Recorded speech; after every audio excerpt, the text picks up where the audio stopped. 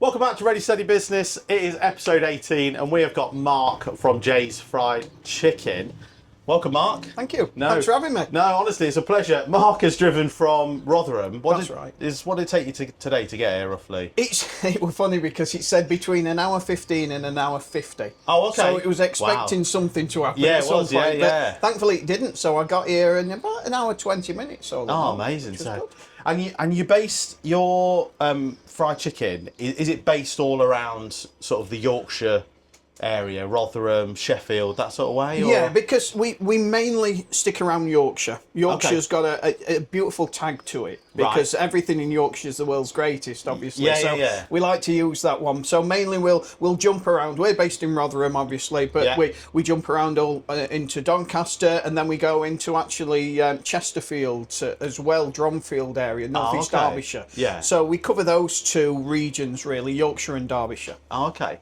And it's fried chicken you do, so tenders, wings, loaded fries? We do loaded fries as well and box meals. Box meals, yes. Yeah. Oh, okay. So that's what we do. Before we get into like why Jay's, why fried chicken and all that, talk to us about Mark. Like, you know, where did the idea of Jay's come from, and have you always done catering? Have you always done? Right, well, no, I've not always done catering. So we've always had a dream, me and the wife, that we always wanted to go into something that related to food, that was cooking, because it's one of my biggest passions. Oh, okay. It's I'm one of those where I dot around with things and I jump all in with it, and then it either costs me an absolute fortune and I'm not that good at it, or it takes things away. And I went into all sorts of different things. I went into wedding photography. Okay. I went into all sorts of different stuff, but we found that with cooking, it ticked so many boxes. Yes. Because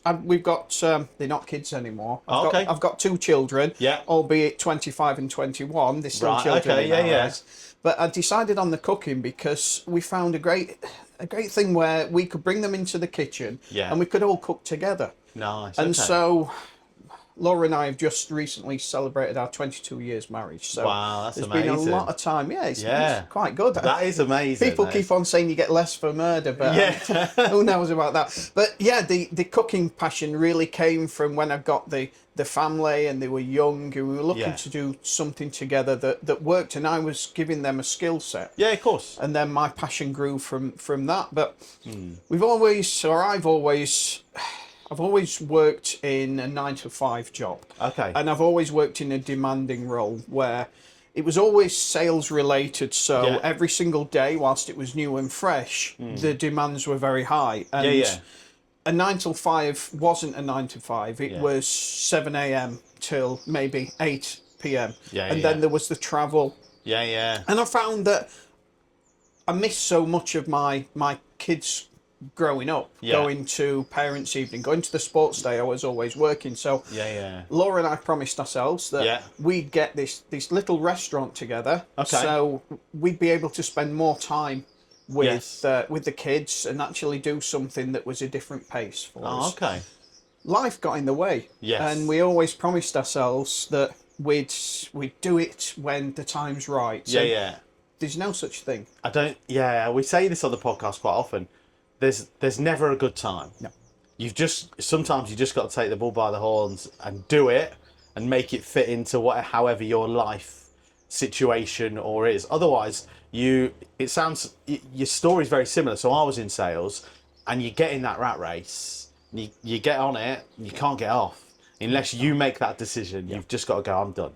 I'm out. You're completely right, and there's a load of anchors with that as well, because you get that dependency. You've got your pension sorted out. You've got that regular 9-to-5. You're in sales, so you're valuable to the business. Yeah, 100%. All those things, and when you're successful, you earn an income that's very hard to go. I want to go from that to the unknown. Yeah, that's the crazy bit, and there is never a right time. No. But what we found by jumping, and I was actually,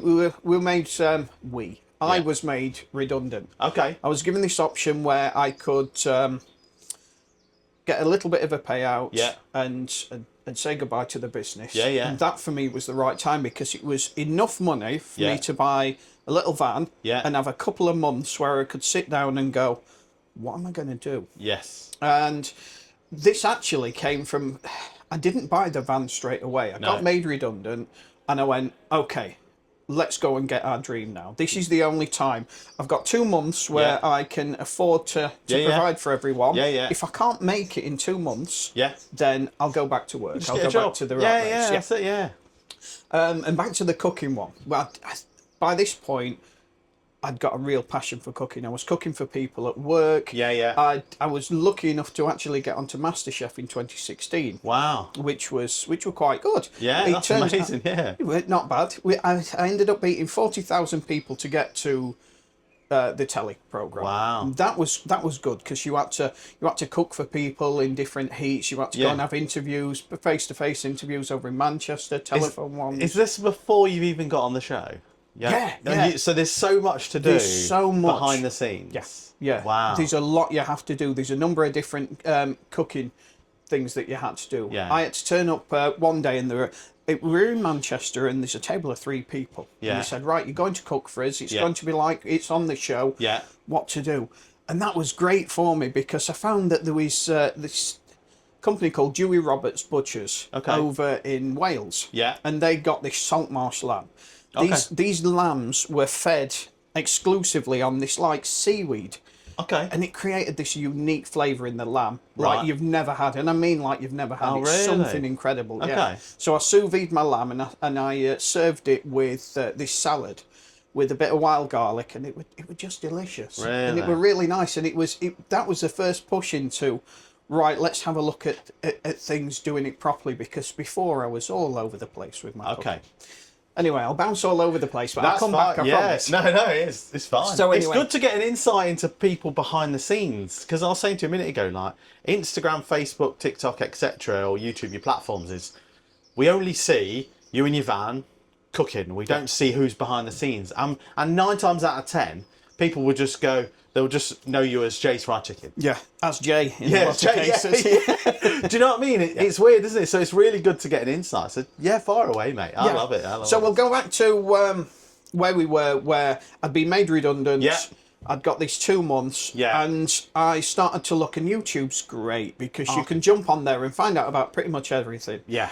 So I first had a look locally, and I rang around, and I found there was a thing called Rido, or Rido, R-I-D-O, that Rotherham Council ran, where if you wanted to set up a new business, you could come along, and they did workshops on things like Canva, on accountings, on just the general things. Nice. And they were very early stages, where people who were even just had a pipe dream about it could go in there. Okay. And so I went to them, and I did a number of courses, and I also studied up, and there was this one thing I was hearing, business plan, business plan, business plan. And I thought, right, I need to do it.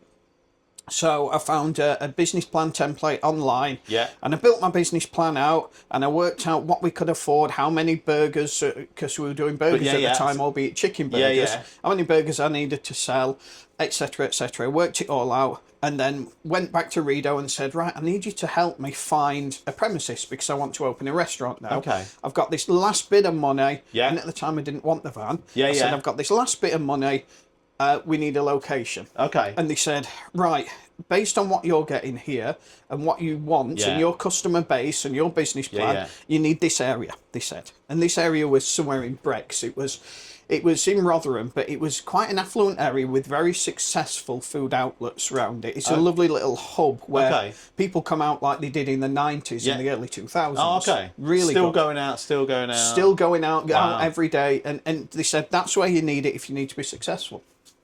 Of course, there's no units available there because it's successful. Yeah. So I saw my money dwindling away. I got this deposit, and I thought, right, we looked at another couple of places, and it just didn't work. Yeah.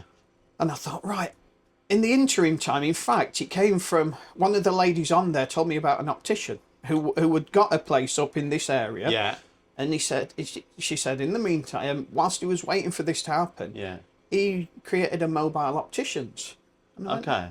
All right. He said, and that tied him over, making enough money. So when the unit became available, still had those funds. And I went, never heard of mobile opticians, but I've heard of mobile food vans. Yeah. So I went onto eBay and I found a guy that was selling a food van. Yeah. And this was a food van that had previously been a pizza oven van. Yeah. And they got an Une, a big Une. Okay.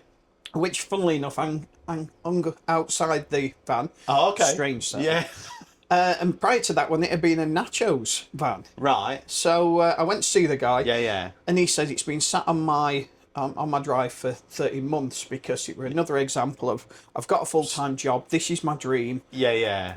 I need to put that time into it. But Okay. I've decided that I like the comfort of the stability. Yeah. So it's for sale. So I gave him the money and I took it. And was that the Vauxhall? Was it a Vauxhall Renault? No, it was that type of style van. It was a Renault, a Renault Master. Yes. But it was your standard transit rather than the flat loader that we've got now. So it was cosy. Let's say. It was really the space you've got here is fantastic. Right. I'd say it was about half that space. Really? Yeah. As I say, we had a pizza oven at the time hanging out of the van, which I replaced with a fryer. Right. We got another fryer down in the corner there. Yeah. It was snug. Which Okay. is the best way of saying things. And did you work on your own in that van? I worked on my own for 3 or 4 months just with that one. Okay. I decided that I wanted to. I saw after COVID. Yeah. There was a number of changes in the way that things were working and the way that the government were supporting people after that time. Yeah. And I found out pubs that had kitchens couldn't afford to run those kitchens anymore, or could only afford to run those kitchens on certain days when they knew they'd get the traffic. Yeah. And I thought, there's a window here for me. On the days where they can't afford to open the kitchen, I'll bring the kitchen. Yeah. And so I rang round for a few pubs, found one that on Wednesdays at the time, he couldn't afford to open. So I said, let me come. Yeah. I'll do Wednesday traffic. Okay. And that then led to him telling another pub, and that pub then went, oh, we'll have you on Fridays. And here's the name of another guy. And then I had Thursdays. And then it started to grow from there. One of my most successful ones is a microbrewery called Beer House in Wath. Yeah. And that all came about, and this is why I still live by this selling the one thing. Yeah. I sold one sandwich to a customer. Yeah. And they ate this sandwich, and then they told this lady at Beer House, and they went, you need to have this food van round. I've had this sandwich, loved it, it was amazing. Yeah. You want to have a chat with them. Okay. We've now pretty much got a residency every week there with those guys. Wow. And one of the best relationships that we've got. That's amazing. It was really good. Same with, as we grew, I found the pubs that I'd gone to. I was in an area where there was once again, back to my business plan, there was a high disposable income. Okay. But these guys weren't ones that would go out anymore. There wasn't any successful takeaways in the area because people either cooked for themselves at home or they went out into Sheffield and into Meadowhall and different areas to go and eat. Yeah. They weren't coming to food vans, and it didn't work. So I had a look at food vans in the areas, and there was people like Meat Castles, and there was Yamas, and there was a guy called Brisket Pit, and a few others that were concentrating this area round Doncaster. Yeah. And I called it my magic circle, and I said to the wife, I need to get in this magic circle because these guys are constantly on a rotation, so there's got to be something working there. Yeah. And I got in touch with Scarborough Arms in Tickhill. Now, Scarborough Arms are the one that have Meat Castles Fridays. Yeah. On Thursdays, they have Yamas. Yeah. Now, Wednesdays, they've now got us. Okay. And it's by far the best midweek one that I've got. Right. But that came off the back of it not working for other food vendors. There was a guy that did Jamaican food, cracking Jamaican food on a Wednesdays. Wasn't working for him, and he says, I'm going to give it up. Do you want it? Yeah. And after that, we jumped straight in and we made sure we hit it hard, making friends with all the local people, really pushing ourselves out there. And that became a solid one for us. And ever since, it's every Wednesday. Now that's my given. Every Wednesdays, we're always at Tickhill in Scarborough Arms. Yeah, that's incredible, isn't it? So in a short space of time, you've done quite a lot. It doesn't feel like it. It doesn't. No, but it's been 2 years, or just over 2 years. It's just over 2 years. So it started with me in the first 3 months. Yeah. Getting these pubs and working out, right, can we afford to actually run it? Yeah. And I tweaked my business plan and I worked out how many things I'd need to sell. Yeah. And what we could afford to make it there. And then it started to go really well. It started to take off. Yeah, and so 3 months in, only 3 months in, I said to the wife, can you join me on evenings? Because I'm getting too busy. Yeah. So the wife joined me on evenings and nearly gave herself a heart attack because she was doing a full-time job. She was a cash office manager for Parfits at the time. Okay. So she'd work throughout the week, and then at evenings she'd join me. Wow. Right. Okay. And that lasted until October. Yeah. Where I said to her in October, I said, right, we've done the finances. Yeah. You can afford to leave. Okay. Which she was over the moon with. Oh, okay. Well, I don't know why, because she had to work and live with me full time at that point. Yeah, but if you've been married a long time, and you like my wife, for instance, she's like my best friend. Like, I love spending time with her. Do you know what I mean? There's nothing more that I'd rather do. Laura complements the business so well because she's such a personable person. I'm not the best at socialising all the time. I'm happy to sit in the kitchen and cook. And bring the things out and see people smile and then disappear back in the kitchen. Again. Right, exactly. Laura's one of those that she's amazing. Her customer service skills are brilliant. And she's a key part of the business because she's just amazing at what she does. And she gets people back all the time. Now, skipping forward to, I suppose, the back end of last year, early this year, we then started to have to look at, right, can we bring the kids in?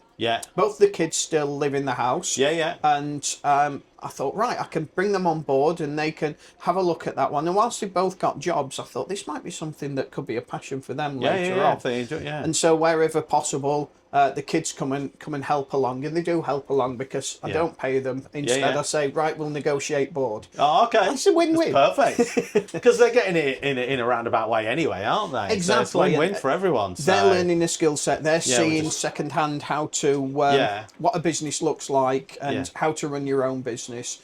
And my son's in engineering at the moment. He's got a cracking job. He works with Boeing.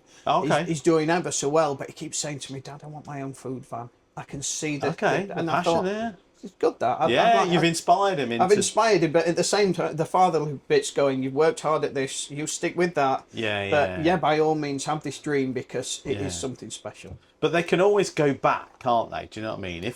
This is what I say to everyone that's out there, and there's must be millions and millions of people sat behind a desk or working in a factory or wherever they're working, going, I want to do something for myself.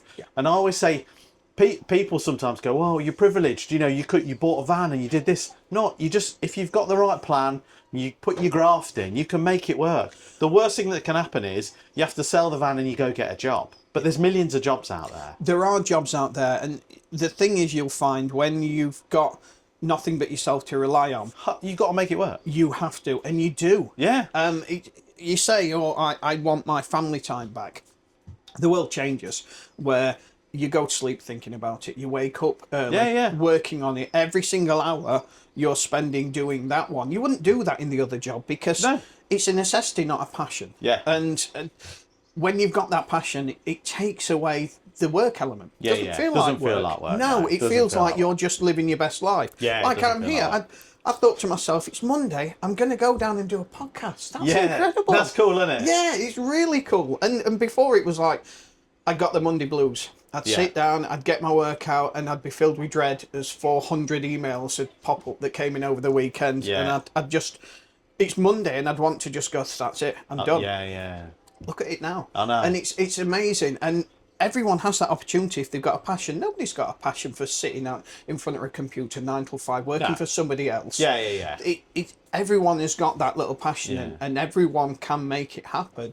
As long as they keep that passion and that dream alive, because you hit the nail on the head. Like what I do here, and probably what you do, and what your wife does now, is like doesn't really feel like work. Don't get me wrong. Some days they're long hours, they're slogs, but once you're out cooking and talking to people, and you've got that bit of banter, and you're busy. There's checks on the board. You're like, you finish the day like, God, where's the time gone?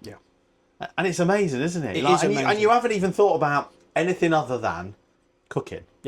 There's no stress. I don't find this very stressful. Don't get me wrong, there's some days where it's really busy and I'm like, there's a big queue, I need to make sure that everyone gets cooked. But it's a different kind of stress. It's not the work-life stress where, I've got to deal with this person, or I've got this board meeting coming up. It's none of that. It's none of that, and you're right, and it's in the moment there. Whereas the stress that you have, you take home at night. Yeah. And you could be doing nothing, but you sit there just feeling anxious and just feeling terrible. You never get that with ours. No. You get that bit of focus, and we'll call it a bit of stress, but it's not. It's just that intense moment that's part of your day. Yeah. But one of the big things that you get is the customers that come back and they say thank you. Yeah. That I very rarely got within my role. Yes, I made a difference to their business world. Yeah, but yeah.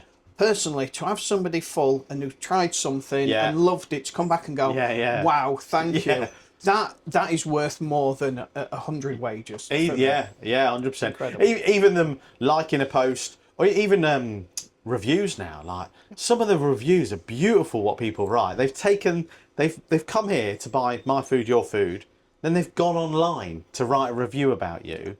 Like that says something, doesn't it? It really does. And I think sometimes when I get reviews, I'm a bit like, God, it's like blown away. I'm like, wow, my food or your food has done something to someone else. And that was my game. That was always my game, is to create the best food I could, to make people have a beautiful time and enjoy it. And it's not a waste of money or anything like that. And that's what it comes across to. It is. It's good. It's very easy to complain in this world, and people are very used to doing it. So to get that bit of praise and to get those kind words, you're completely right. It means the world, and you constantly fall back on it. There's nothing I like more than going through my Google reviews and just being reminded. It's lovely.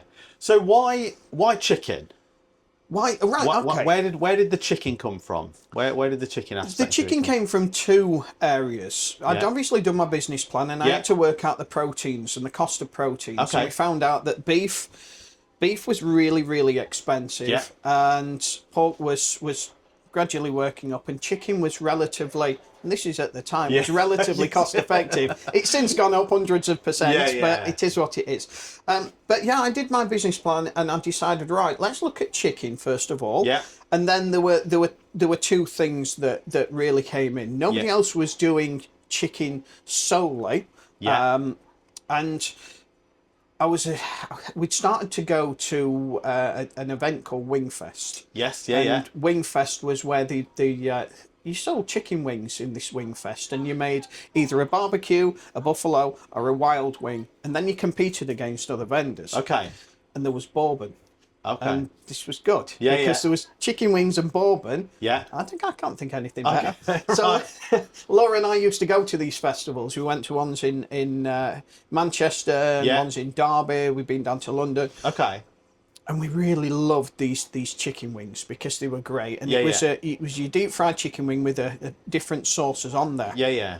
And so I found out not many people are doing chicken, and those that are doing chicken are doing very generic southern fried chicken. Okay. And I thought, I really want to do the things like Wingfest are doing, because it wowed us when we went there, and I want that wow factor when I'm opening something. So the commercials looked right.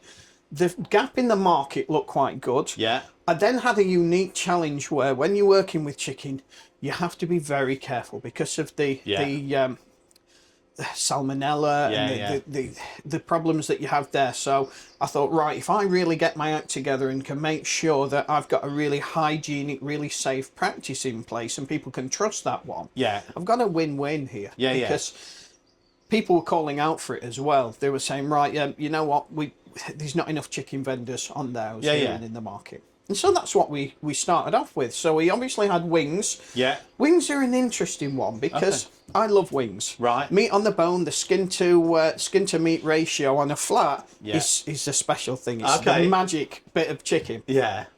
But a lot of people don't like wings because I don't like bones is a common thing that we get. But I get more kids wanting wings than I get adults. Really? Yeah, it's a strange one. Because you'd think kids would be the picky ones, but kids love wings. Oh, do they? Yeah. Okay. I don't know why it is, but anyway, we decided we wanted to go with the wings. There was demand for the tenders. Tenders, we use an inner fillet, which you've got the piece of the breast, and then you've got this slither inside. that is a soft piece of chicken. It's really, really nice, but you've got to be very delicate with the way you prep it and you cook it to make sure you keep that beautiful, soft, moist texture with it. And we also did, right at the start, chicken sandwiches, which I call sandos. Sandos, yeah. Laura hates abbreviations. Any abbreviations she will like, why are you calling it sando, Mark? Why, it's a sandwich. Call it a sandwich. Right. So we did sandos, which were on 2 bits of toasted brioche, and then I used a chicken thigh. Nice. The chicken thighs we used to really open up, so you get this huge, like a big really butterfly, almost. It looked great. Yeah, it looked really good. But we were on a little van, as I said, it were half the size of this. Yeah. And I was doing wings, I was doing tenders, I was doing sandwiches. Now sandwiches, if you want to toast the bun or the bread, you need a flat plate. Yeah. And so I had to find out where could I put a flat plate. I've now got 2 fryers. Yeah. I've got a prep station. I've got a breading station. Yeah. I'll stick it on the ceiling upside down. I don't know. It's space, isn't it? It is exactly space. And it was one of those where if I can't toast the bun, I don't want to do the sandwich. No. And also the prep work that I was doing with the thighs was really drawing things out. Yeah. Especially as we were getting more popular. I was having to do more kilos of things. And we made the decision, one, I simply haven't enough time to put into it, and 2, we haven't enough space. Yeah. So the sandwiches went by the wayside. Yeah. Upset a few people, and I can't blame them. It upset me, but we had to do it. And then we stuck with, so we've got the wings, we've got the tenders, we've now do loaded fries, which have 3 chopped up tenders on there. Yeah. So they're chips, cheese, chicken, cheese, and then the variety of sauces. We do a buffalo one, which has got buffalo and blue cheese on there. We've got a curry and mint one. This is a play on your fish and chip shops. You know, when you went and had chips, I don't know if you have it in Grantham, but a big thing in Yorkshire is you'll have chips, you'll have a battered sausage, scraps, and then curry sauce on top of that and a little bit of vinegar. Oh, okay. Delicious. It's lovely. It's really nice. But we decided we wanted to do a chip shop curry style. And I had a little bit of beef bouillon into that as well to give it more of a depth. But then also, you know your mint rices when you have a curry? If you put a bit of mint rice or a mango chutney, it really amps it up. Yeah, it does, It's ever so nice. So we put a bit of a mint rice on top of that one as well. Okay. And we used to serve it with salt and vinegar crisps on top of that one. Yeah. They got a bit soggy, so we stopped doing that. Yeah. But that's one of the fusion ones that we do there that harks back to some of the nostalgic times when you've gone out and you've bought fish and chips, or you've gone out and you've gone and had a curry. It sort of plays on that sort of area. Okay. And then we've got a bang bang, which people love to ask why it's called bang bang. Right. And just love to ask for bang bang. And that's it's like a sweet creamy mayonnaise, sweet chilies in there, gochujang's in there, mayonnaise, and a little bit of sriracha. Nice. And we do that with some of our chili jam, which I've brought you to try later as well. Yeah, looking forward to that. I'm really looking forward to that. So there's the loaded fries, and then our pièce de résistance is our box meals. Okay. Where we've got coleslaw, which we make by hand. It's cabbage based, and it's got an Alabama white barbecue sauce as the actual base for it. That's lovely because it's got bits of horseradish and a little bit of mustard in there.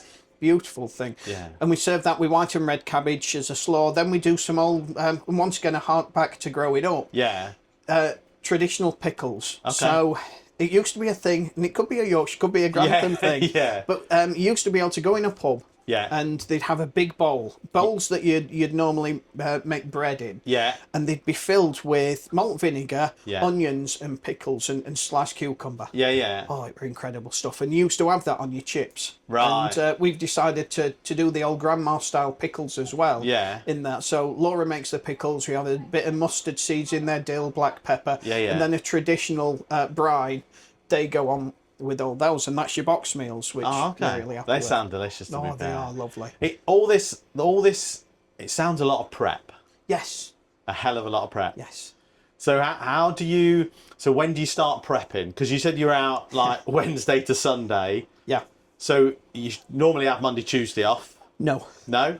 So Monday's morning is a deep clean on the van. Yes. So we start I start that out. Look, Laura does the house, so it's a nice. I say we all the time. Yeah. Yes. We'll say we. Yeah, well, she'll like is that. we. It's a team. Everyone's a team. So I do a deep clean, usually between 4 and 5 hours on the van, where I will literally break everything down, clean it down, and then put it all back together. Yeah. And then we have Monday afternoon to go and do the necessary things, like go and see family, catch up on my accounts, stuff like that. Tuesday's an early start. We're up at 5:30 in the morning because I get my my wings from the butchers. I get my tenders in a lot of cases from the butchers as well. Okay. Sometimes I need them from bookers. Yes. And the times that, because we're going through so many. Yeah.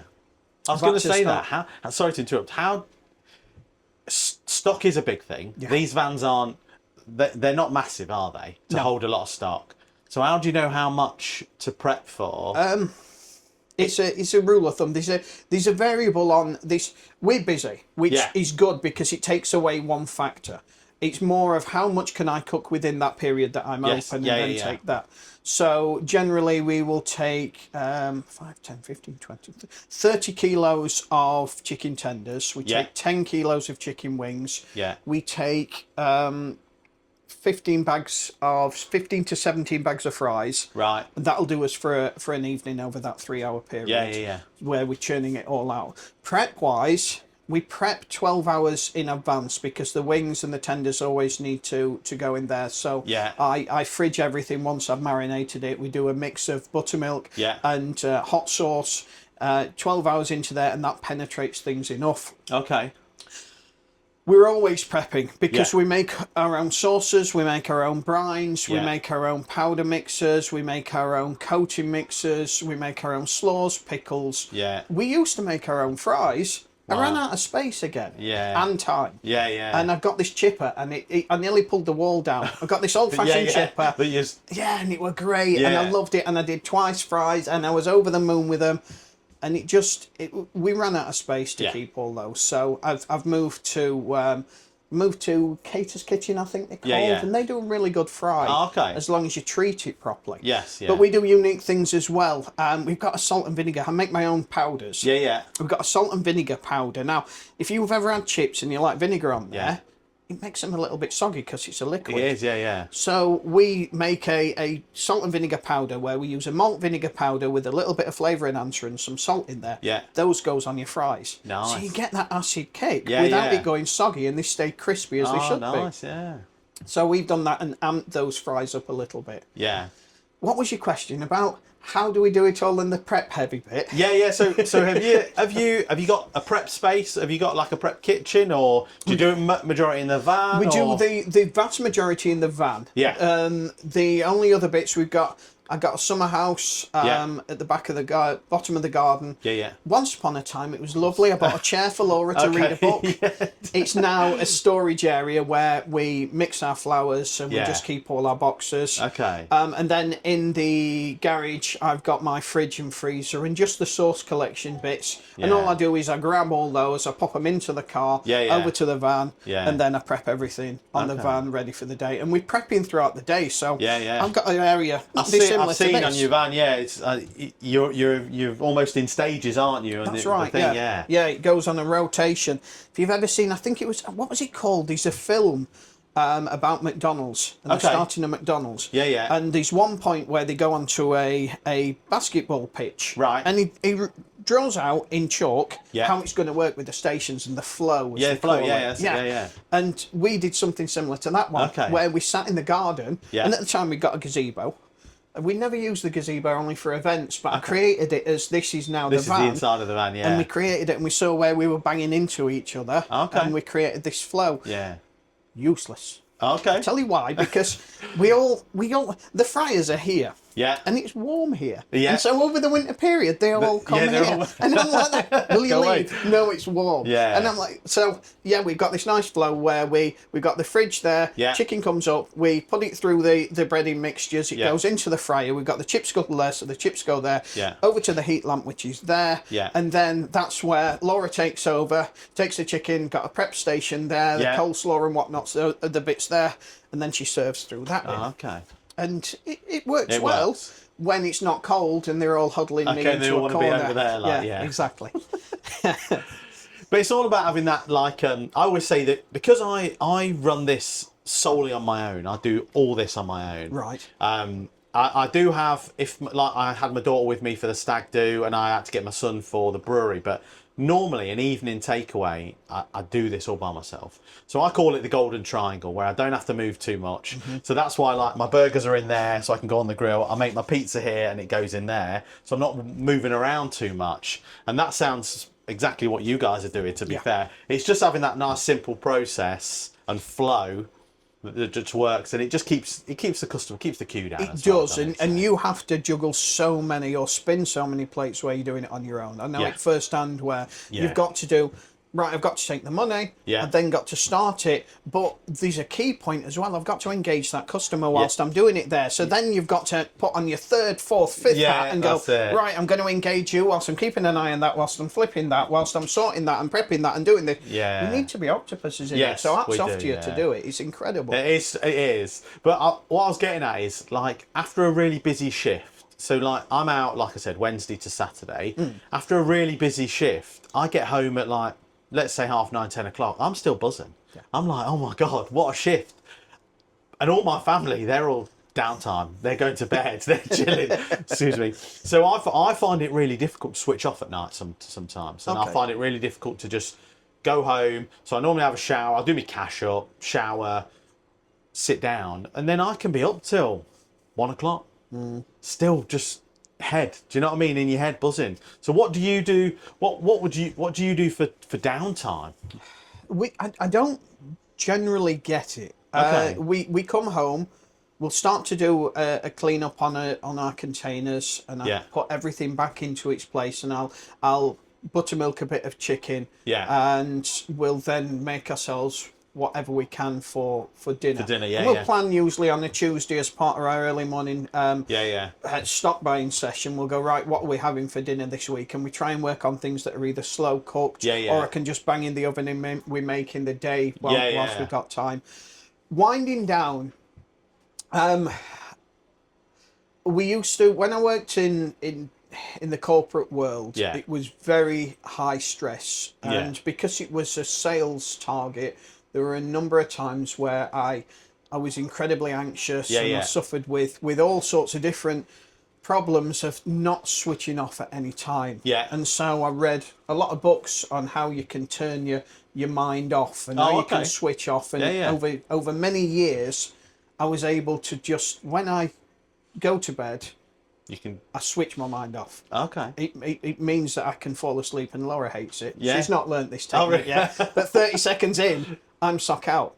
But I make sure that my day is completely filled. So I'm working myself up to a level where it's almost exhaustion. Where when I lay down, I'm like, I'm buzzing from that one. But I've still managed to take it to one side and wake up with that to inspire me and give me the motivation. The next day, It's one over many years in the world that I lived in before. I was either getting no sleep at all, and I needed to do something about it. And that's a life skill I've generated now, which helps me in this life, where I can just go, I'll switch off. I'll wake up early. Normally we get up around, Laura's up really early. We've got a Doberman. He's a lovely dog. Nice. But he's got a heart condition, and he needs tablets at certain times. So Laura's up at 5 o'clock. I'm then up at usually about 6:30. Apart from Tuesdays when it's our prep day, and then we're both up at about 5 o'clock. But I usually go to bed midnight, I think it is, and that's only because we've literally finished doing stuff, because we've got to let the food that we ate at 11:45 digest a little bit. So we normally fall asleep to some form of series that we've been watching for the last 15 years and not got to the end of. And then we'll go there, and then we start again. So on average, we're probably getting 5 or 6 hours sleep, not your necessary 8. But that's enough for us, I suppose. It comes across, you've got a real passion for it, and I think this is what I try and tell people, that when they say, "Oh, I'm going to go get a food truck," and I'm like, "Well, don't just go and buy a food truck straight away." Like you just hit the nail on the head right back at the beginning of the conversation. You said that you got made redundant, and you didn't go and buy a food truck straight away. This is what I try and tell people when they come to the van and they stand and have a chat, and they're like, oh, I've always wanted to do a food truck. I'm going to buy a truck. And I'm like, don't buy a truck. Find your niche first. Yeah. Find what you're going to cook first. And then find, is it going to work in this area? Exactly what you've done on a business plan. And I don't think people understand that you have to pretty much live and breathe your business initially. I know that there's going to come a time where you can take your foot off the gas a little bit, maybe have a little bit more time, or even get to a stage where you can have a day off, a full day off, rather than just a couple of hours here and there. And obviously I appreciate you coming out on a Monday, which is normally like family time and all that. But yeah, you have to live and breathe your business. And like, I can see that, and the camera will definitely see that. All those people, what you're doing is incredible. You've won awards. Do you want to talk to us about those awards for Wingfest? So yeah, I mentioned earlier about Wingfest and how we used to go. And the one time we were sat on a hay bale having a chat with some of the crew that organised it all. Okay. And we said, it's lovely here. Yeah. We really like this stuff, but we feel that we could do better. And the guys went, well, put your money where your mouth is. If you think you can do better, enter Wingfest. Okay. Go and do it. And Laura and I went, yeah, we will. And we were full of bourbon at the time. Okay, so, we'll show you. And that was in 2023. Okay. And so as part of my life goals, because I've got a number of little life goals as well that I like to tick off. Yeah. I said that if I start trading in the first 3 years, I'm going to enter Wingfest. Okay. And it was just to enter Wingfest, not to get anything. There's a trader down in Bristol area called Gert's Wings. Yeah, I know. Yeah. And James is a great guy. If you have a look at his timeline, he entered Wingfest and he got he entered it really early and he's starting on things, and he got his third, and he's since become the don of chicken wings in that area. Yeah. And it was like that. I want to do something like that, so I'm gonna have it in the first 3 years. Yeah. And anyway, they brought it to Sheffield, and Rich Thacker's the chap who runs Wingfest. Yeah. We're having a little chat, and he says, do next year. We're up in Sheffield now, do next year. And I'm like, yeah, go on then, we'll try it. Yeah. And I didn't know what to do. We got a food van, but we couldn't get the food van in there. So I had to then go and buy everything. But by this point, I'd got a number of different skill sets that I could bring to it. I'd done the bit where I could work it all out. Yeah. So I said, right, now we've got the gazebo. Let's work out how the plan's going to be, what we're going to do with stuff, how many heads that we need. Yeah. I played with different hot sauces and the wild wings at the time, and it was a tricky one for me because I didn't know what I wanted to do. I was doing stuff on the menu anyway. Yeah. That these people had never tried it. But you met with you almost devalue your product where you go, I'm doing this all the time. They'll want something special. But what I don't see as special still might be special to them. Yes, yeah. Because that becomes norm for you, doesn't it? Exactly. What you're producing becomes a normal thing. Yeah. Where actually that is elevated way above probably some of the stuff that they've ever tasted before anyway. I'd hope so. And I leaned on a couple of guys, and I had a couple of conversations with people that like Matt at Food Review Club. I caught him at the event, and I said to him, I'm wanting to do buffalo. You've tried my buffalo. Yeah. Should I make a brand new one? Should I go with that one? And he goes, mate, go with what you've done already. Yeah. That were good enough. See how you fare with that. Okay. So I decided, right, you know what, for my first entry, I might as well go with a couple of things off the menu, just amp it a little bit. We do a soy and pineapple dish. It's a bit of a weird one. Yeah. Pineapple on pizza. Let's not get into that conversation. Yeah. I'll upset too many people. Love it or hate it, I hate it. I'm sorry, but that's how I am. See what I mean? I'll upset people, yeah. It's just not for me. Pineapple on chicken was also a bit of a weird one, but we did this dish where we've got our homemade hot honey, and then we use a sweet soy, which is a soy that's got mustard and gochujang and sugar in there, and it's really full of umami. Yeah. This sauce came about from a monthly special where I wanted to do a Korean monthly special, and I made these two sauces, and I made the soy sauce at the time, and I was like, don't really work as well, so I shelved it. Okay. And brought in another Korean sauce and ran that special, and then I took it back off the shelf, and I thought, I like this. Yeah. And it created what was our soy and pineapple. So we did those two dishes. We entered the buffalo competition. Yeah. One of the good, strong things that we've got is our buffalo has got Henderson's relish in. Okay. Now, Henderson's is a Sheffield staple. Yeah, yeah. We were doing Sheffield Wings Fest, so I really wanted to talk about how we've got Henderson's in there, because for me, I'm very proud of it. Yeah, yeah. And it's a good old Yorkshire thing. That's a Yorkshire buffalo that you've got wow, there. that's amazing. So we had that, and then we did the soy and pineapple with it was called a sambal nanas, which is basically a pineapple chutney. Yeah. But it's got Asian flavours in there. It's got shallots and chilies and a little bit of fish sauce in there. Yeah. And it really worked well with the soy. Nice. So anyway, you asked me a specific question and I bounce all over the place. No, it's fine. It's fine. It's fine. So we entered Wingfest with these two. We got a setup for our guys, and we started to plough through those wings. We'd never done anything like it before.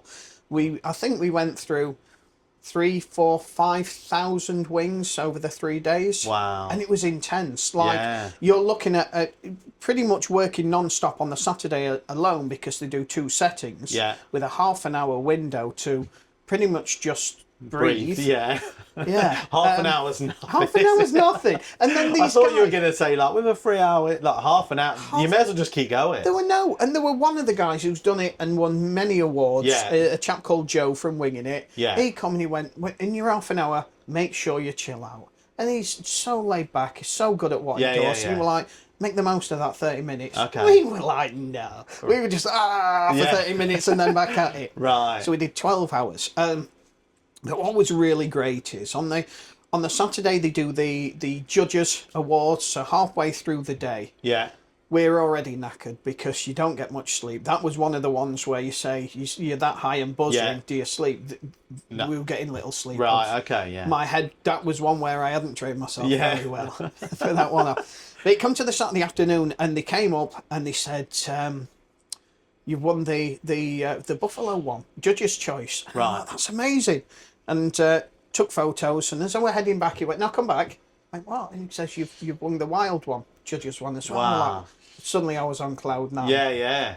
Had this other vendor come up to me and went, "That's good." He says, "But I tell you what's really the tricky one."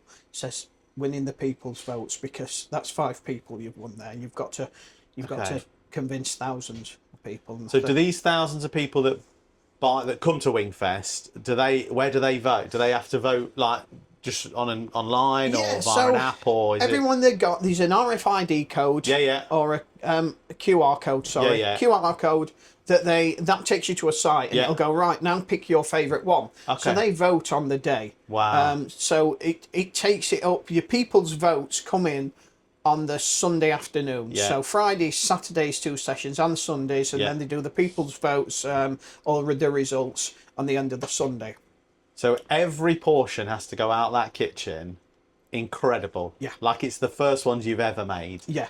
Because of the people's choice. Because of the people's choice, everything have to be incredible. Wow. Yeah. And we'd really jazzed it up. We were called, our soy and pineapple one was called the Golden Drip. Where we'd even got edible golden glitter that we sprayed on. We got red sorrel. It looked so pretty. It was lovely. I put these pickled mustard seeds. If you ever get some mustard seeds, pickle them, they're incredible. Oh, really? Yeah, it's like caviar.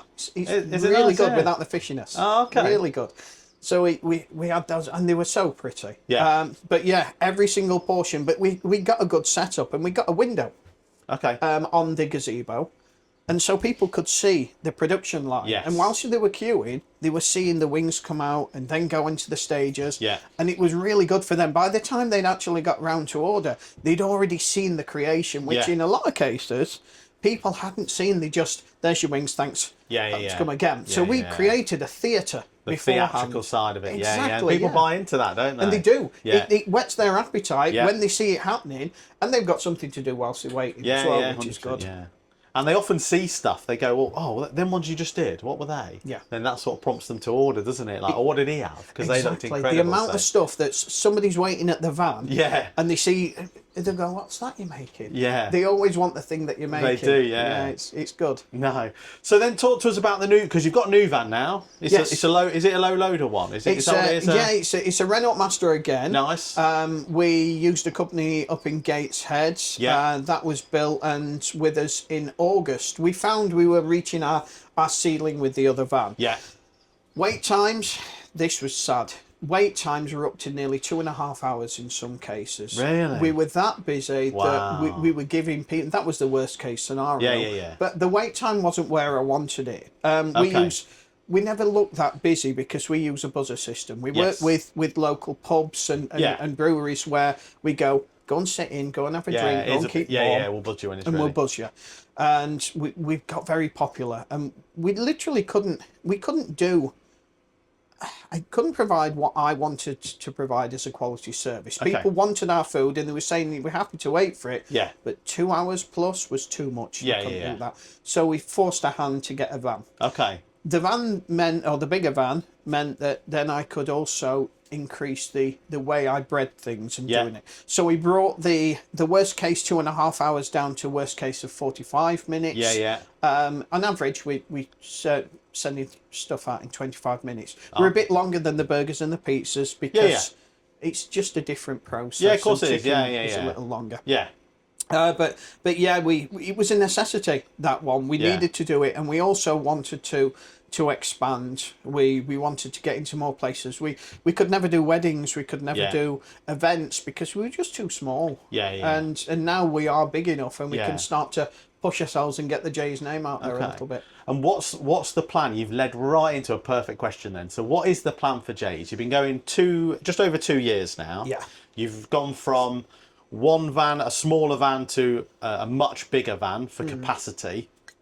Is your plan to do bigger festivals, or is your plan to just stay what you're doing with your working with your local pubs, working in your local area, and then just doing extra events, weddings you mentioned a minute ago, and bits and pieces? Is that your plan? The plan is, I always promise myself that after doing 27 years of a high stress which affects my well-being, my family time, my mental health, I always promised myself that if I went and did something, I'd create a lifestyle business. Okay. Which meant that we could earn enough to enjoy our lives. Yeah.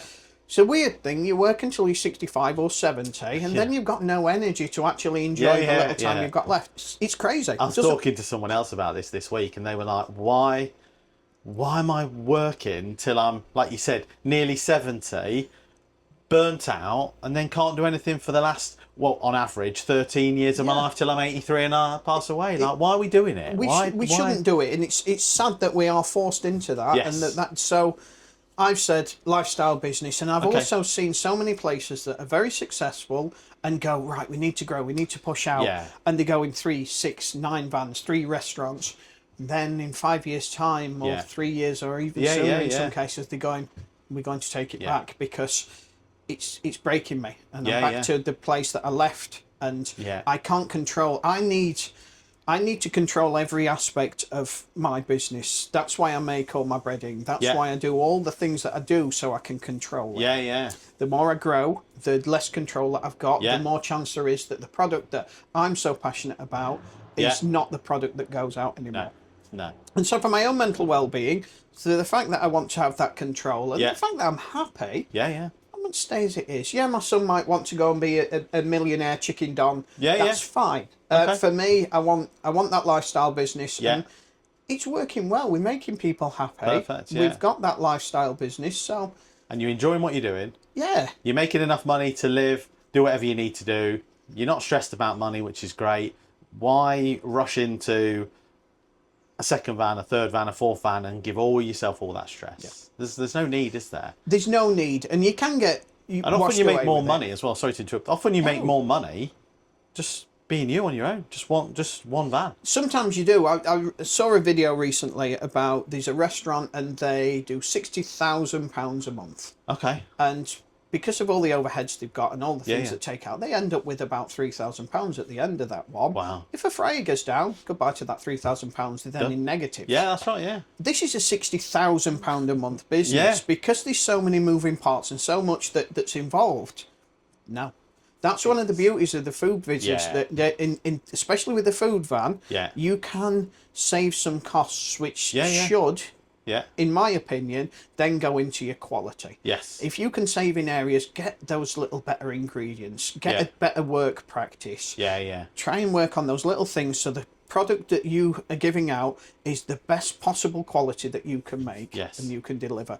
That's what the business needs. That's what our customers need, because there has been so many years. Gastropubs is a prime example. Gastropub became a term where they deliver you a load of crap with the label gastro on it.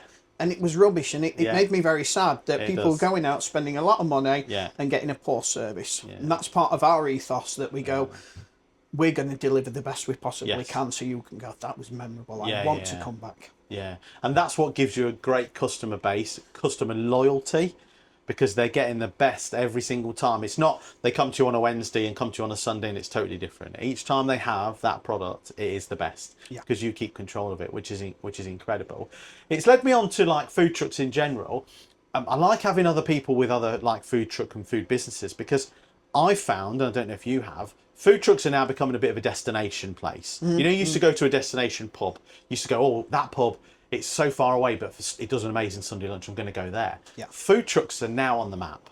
That people are now travelling to come to food trucks, aren't they? Oh. Do you find that as well for your area? We do. We've got, every Wednesday we'll have guys come up from Nottingham. So this can be like a 45 minute trip for them on a Wednesday evening. And it's brilliant for us. I've seen a couple of TikToks where people have been filming going, we're going up to Jay's and we're on the motorway.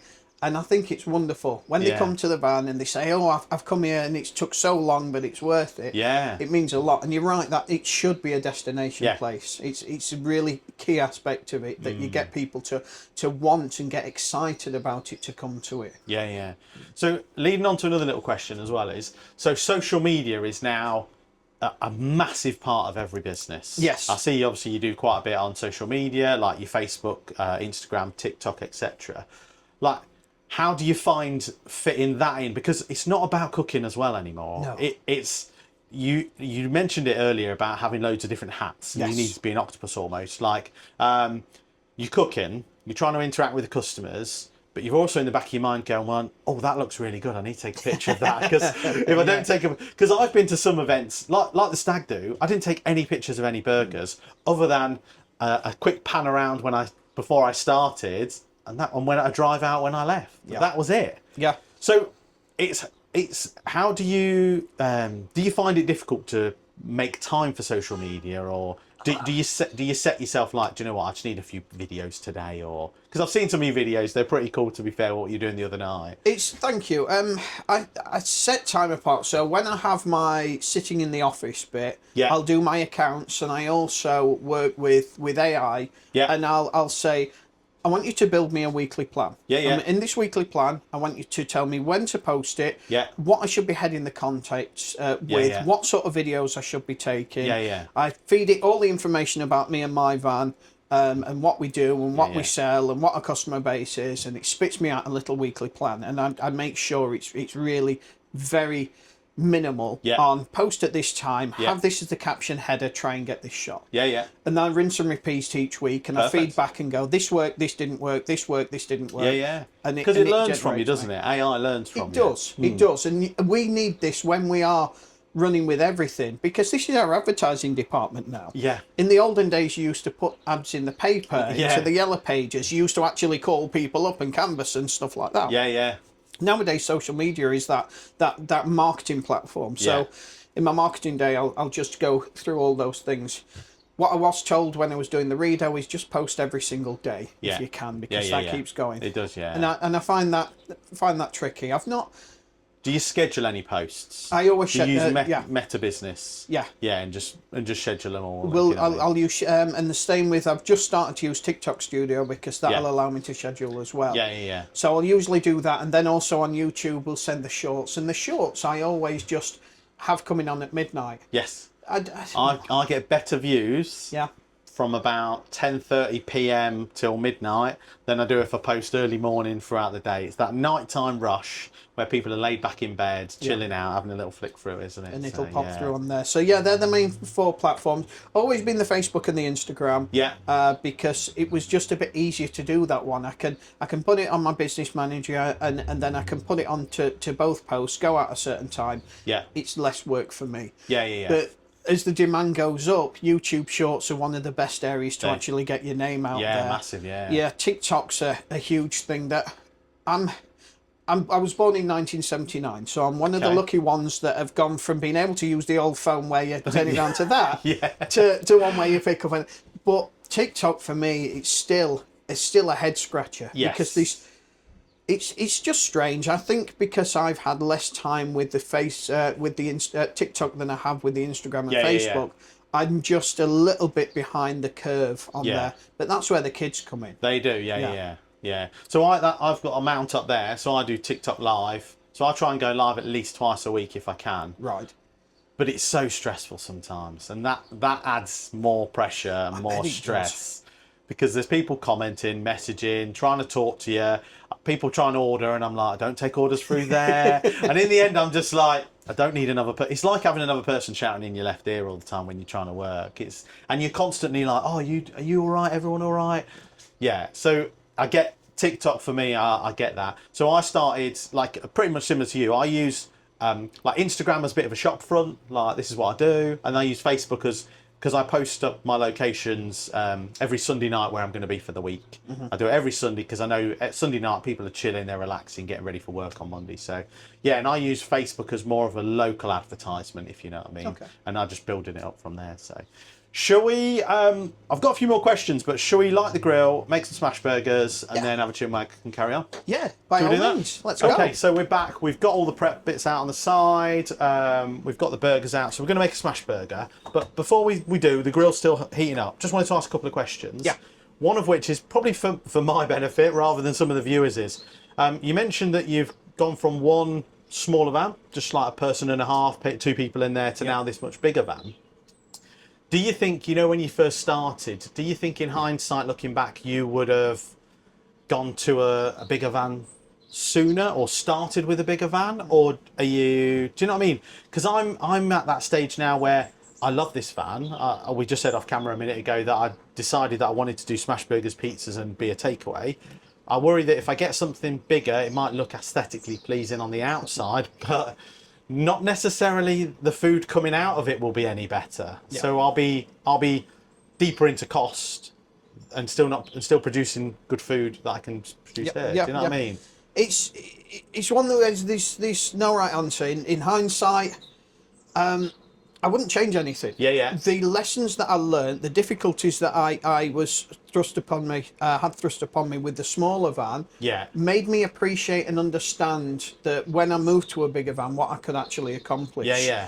So even when I got onto MasterChef, I got a tiny little kitchen at the time. It was smaller than this area, yet I was able to craft things and get onto a national TV program. It doesn't necessarily matter with the space you've got. It's what you actually do within that one and the lessons that you learn.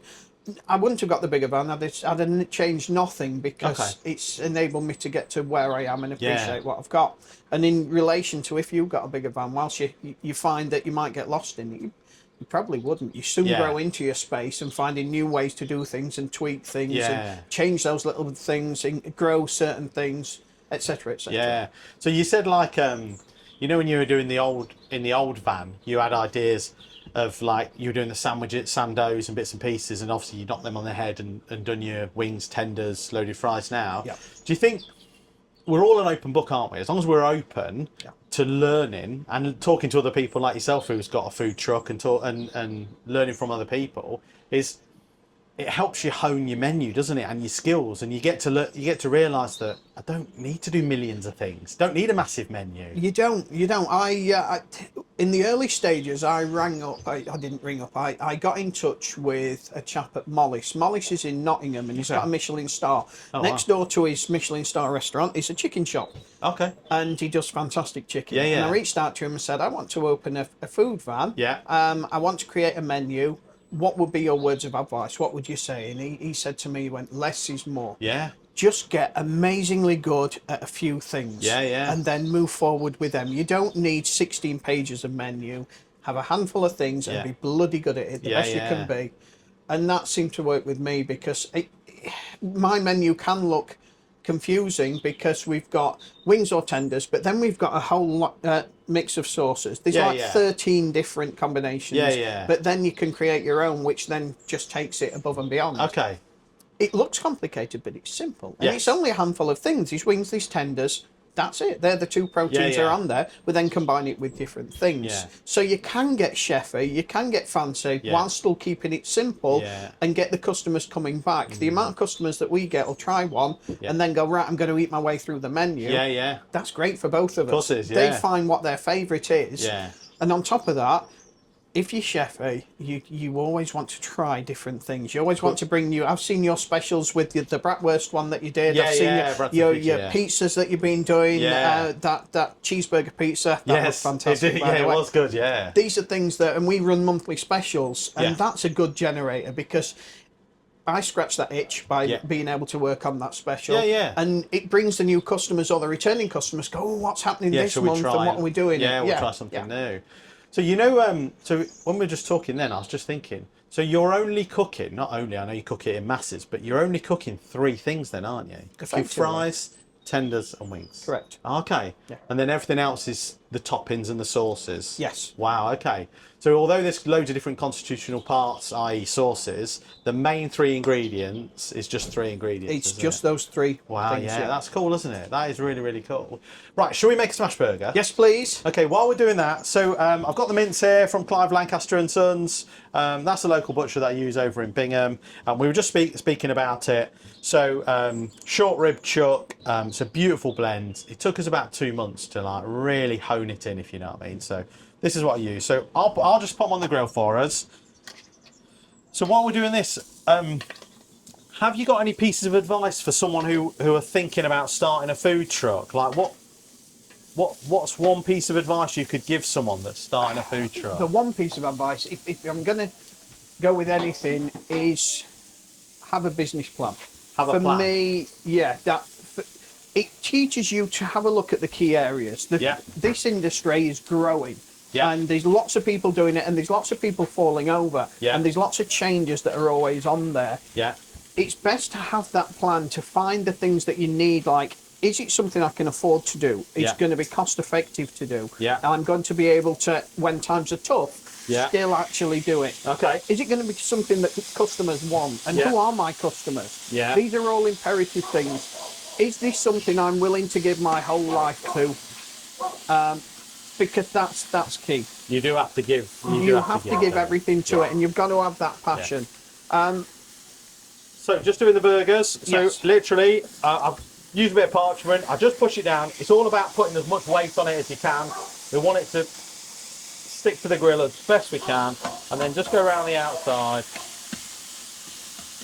like so. All right. Okay. Want to go? Let's go. There we go. Left hand here, lefter. I'm a left hand. Keep going. More pressure. Loads more pressure.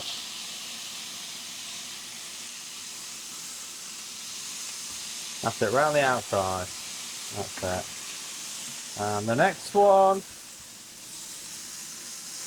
Try and... Okay, we'll get these toasting. So, have a business plan would be your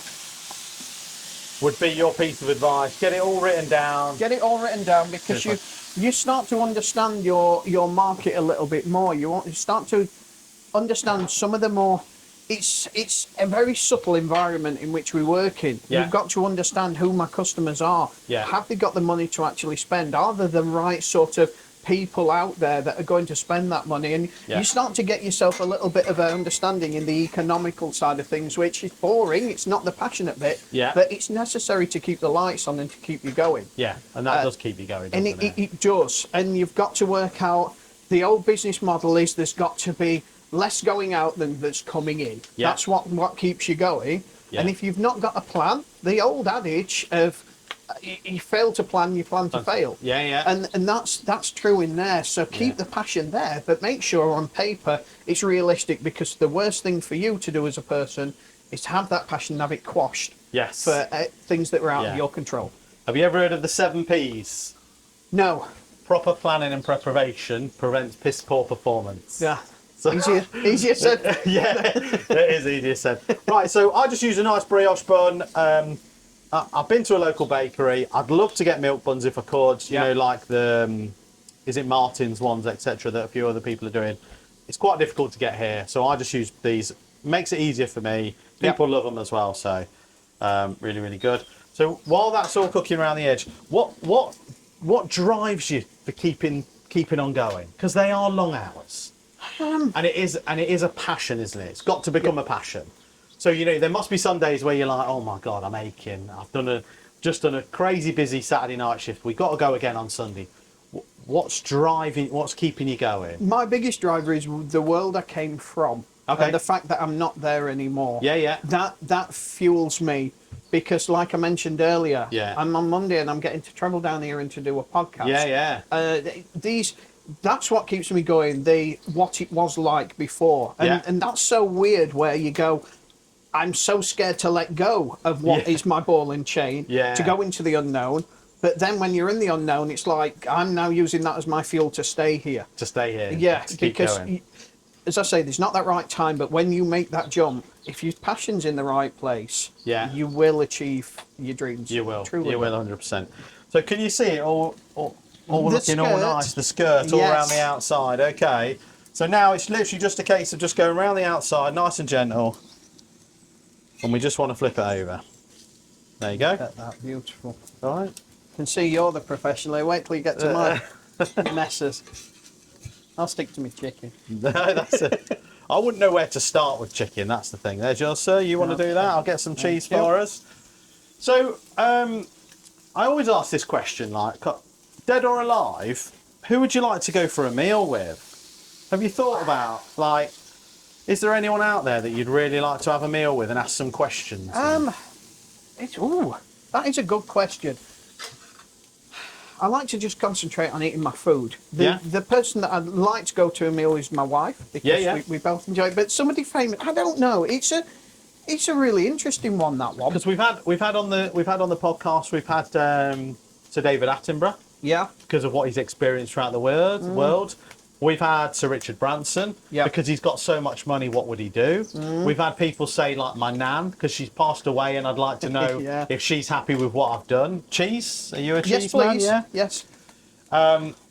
We've had all sorts on there. So, like, who can you think of anyone that you'd... I know you said your wife, but can you think of anyone else? It can just be your wife. Anthony Bourdain, I think. Oh, we've had Anthony Bourdain. Yeah, because he's the travel. Him before. Do you want me to pick? No. George's Cooking said him because he's the travel chef, isn't he? He was. He's. If you ever read, and I recommend his book, he's Kitchen Confidential, which was one of his early books. Yeah. And if I've got that name wrong, I do apologise. But he wrote a book, and it starts off, and he's in the early days of cooking, and he had a very troubled life. He was addicted to so many drugs. The lifestyle and the world that he was living in was rock and roll. Really? It's a wonder he actually survived as long as he did. Okay. But then you go on to his life and where he travelled and all the different things that he ate and the cultures and what he experienced. He not lived the perfect world. There are elements where he's really... If anyone's seen the world from a culinary standpoint and can really appreciate the cultures and cuisines, it was Anthony Bourdain. Oh, okay. He was amazing what he's done. And it's sad that he's no longer with us. Yeah. But reading some of his books, having a look at his old travel documentaries are incredible and fills you with a passion. Wow. Especially if you're chefy and you're into your cooking. Because it makes you want to try those cuisines and bring those ingredients in and live a little bit of that world. Talking of chefy, have you ever seen the film Chef? Yes, it's one of my favourite films. It is the best film ever. Yeah. I do talk about it a lot on here because he's just like us, isn't he? It's such a passion for food, yeah, and he doesn't care about anything else other than what he's giving to other people. It's all the key areas. He's not got any control in his current job. Yeah, he's got that. He's recently divorced and wanting to spend some quality time with his kid that he's not able to do so. Yeah. And it's just beautiful that he has his passion and just goes on that road trip with his young and builds these life bonds and these memories that you'd never be able to do in the world that he had before. It's such a lovely film. Yeah. It is an incredible film. Would you say that's one of your favourites? Have you got any Definitely others? Up there. He's up there. Snatch, Lock, Stock. Oh yeah. Chef, The Matrix. Oh really? Yeah. Yeah. Definitely Snatch and Lock Shock. I did like The Matrix, to be fair, but yeah. Are we? Did you say you brought some chili jam with you? I brought some chili jam and I brought some smoked burnt ends Dr Pepper jam. Should we try it? Yes. What have we got? We've got, let me open my little bag of tricks. This And used to be my lunch bag. Oh, nice. Yeah. And you make all your own sauces and everything, don't We make you? So, everything ourselves, yes. so the quality control is incredible. So you can keep an eye on absolutely everything. Yep. But the prep involved, That's must our be. chili jam. So Oh this my is God. it's roasted chilies Yeah. in this one. These 5 written. We've got blends Yeah. of the big ones that I've forgotten the name of. We've got bullet chilies in there. We've got habaneros. We've Yeah. got Dutch reds, and then we've got the finger chilies. They're roasted down for 45 minutes. Then equal portions of white wine I vinegar. love these stickers. I love these. You like those? These looking cool. Look White at wine these. vinegar and sugar, and then a bit of garlic in, and we cook those down, and that's a jam. Nice. Chili jam that's not a jam, I usually add a pectin when it's a jam. Yeah. Talking about jam, this is our burnt end ones. Burnt ends, right? Now this is super secret, so this is going to be part of our Wingfest Is it? entry. Okay. So By all means, yeah, put it on the grill. yeah, we'll have to. I can't tell you what's in this one. Wow. But for those of you attending Wingfest in the coming coming year, When is it? When is Wingfest? You know? we're attending the one in Sheffield in August, Yeah. and then the one in Manchester in September. Where do you want me to put it? Anyway, I've turned the grill right down. Didn't know lovely. how hot we needed it, so I've turned it right down. Sugar content's a little high. That should be enough for two, Yeah, shouldn't it? We'll get this cooking. Bit more. Look at that one there. There we go. That should be enough. Cool. Can I give you Yeah, that? I'll have that. We'll just layer it down on the grill. Nice. So yeah, on top, I don't know if you've got any allergies or intolerances. No, nothing but. Just try these. These are sweet honey pickled chili. Sweet honey pickled chili. Yeah. So they're, once again, the Dutch reds in there, green chili, little bit of honey. Oh, they've got a kick to them, haven't they? Got a nice little warmth to them, but it's that front end warmth rather than it being all at the back. Nice. And we've got some crispy fried onions as well.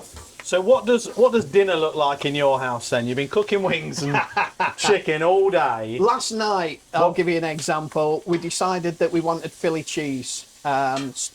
So I made these 2 brioche rolls, and I got some nice ribeye steak. Yeah. Chopped that one down. Yeah. I charred some peppers off. I slow cooked some onions until I caramelised them. Yeah. I made like a Big Mac sauce as nice, well. yeah. But I added more shallots to that one, increased the acid content to it, and a bit of the mustard.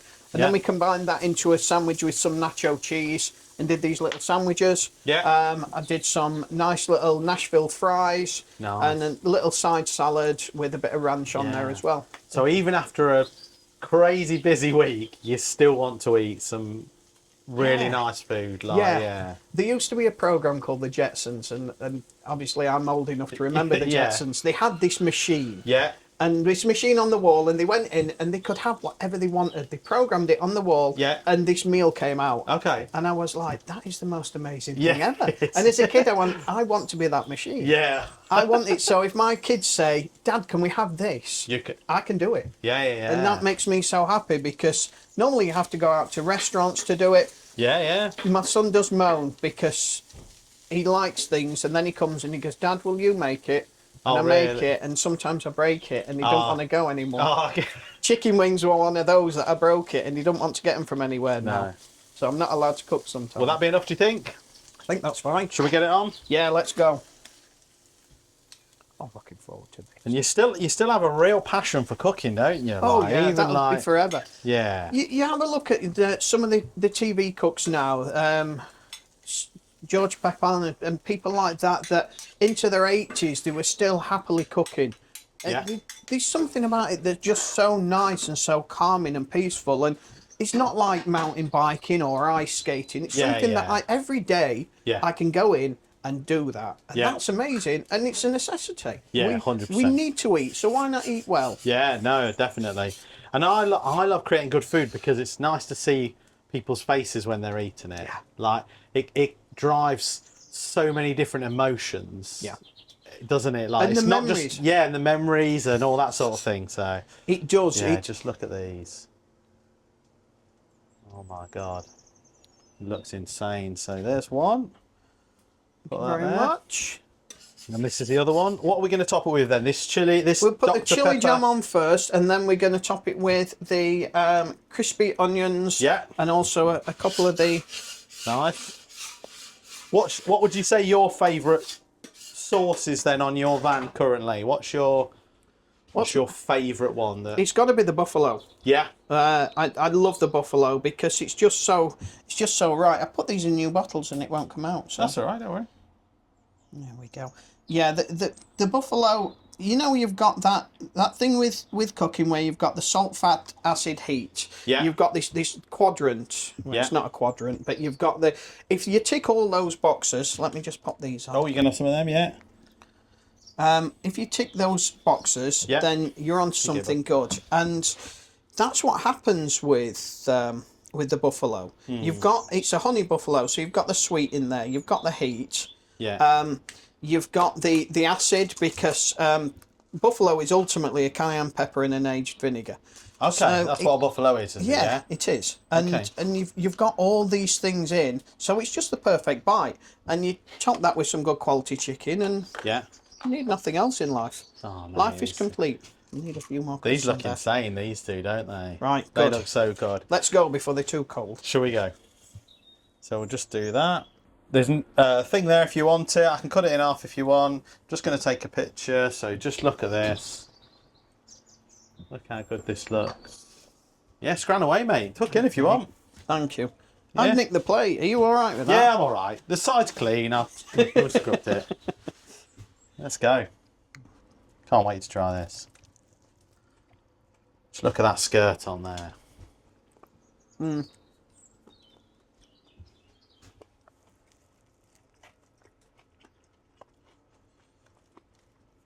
Mm. Oh yeah, it's got a nice sweet taste to it, hasn't it?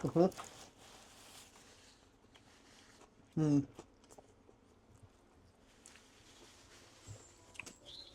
Yeah, I like that. That is really tasty. Thanks for bringing that. Welcome. Your blend of that meat, that really comes through. You were right about the fat. Mm.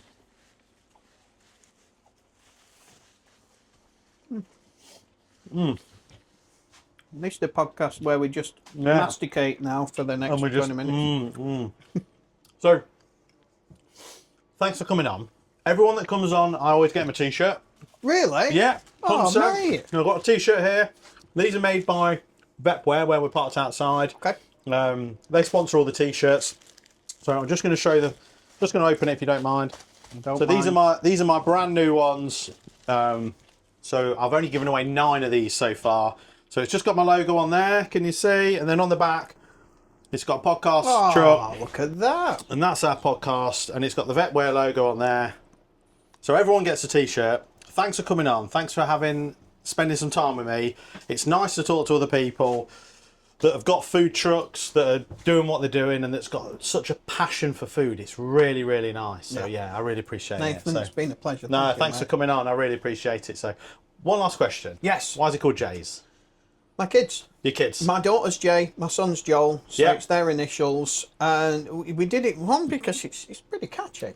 It is really catchy. I got this. I really wanted people to just call me. No, I didn't. They all call me Jay. Okay. It was really for my kids. We are a family-run business, and that really is the core of what our business is. Yeah. And so I wanted it to be named after my kids because I wouldn't mind them to carry on after. Yeah, and it just sort of fits that when they do go Jay, he'll go, yeah, it's Joel. That's why it's called Jay's instead of my name's Mark. Why the hell's it called Jay's? Why is it called Jay? So yeah, it's just a family thing. Okay. But lovely, honestly. So thanks for coming on. Go check him out. Be good to get you back on in a year's time and just see where you've been and where you're going. I always ask people if they'd come back on. Maybe we'll make something chickeny next time, or maybe I'll come and see you and I'll be outside and we can have a chat while you're working. That'd be good. Yeah. All right. Get some nice sunshine. Thanks very much, mate. Thank you.